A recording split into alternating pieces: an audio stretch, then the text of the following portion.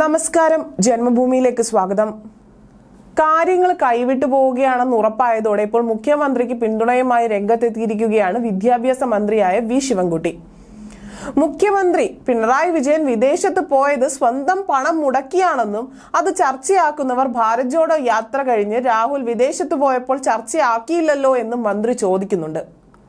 മുഖ്യമന്ത്രിയുടെ വിദേശയാത്രയ്ക്ക് സ്പോൺസർ ആരാണെന്ന പ്രതിപക്ഷത്തിന്റെ ചോദ്യം ശരിയല്ല എന്നും വിദേശയാത്ര നടത്താനുള്ള ആസ്തിയൊക്കെ മുഖ്യമന്ത്രിക്കുണ്ട് എന്നും മന്ത്രി വ്യക്തമാക്കുന്നു. സ്വകാര്യ ആവശ്യങ്ങൾക്കായി ഇതിനു മുൻപും മന്ത്രിമാർ വിദേശയാത്ര നടത്തിയിട്ടുണ്ട്.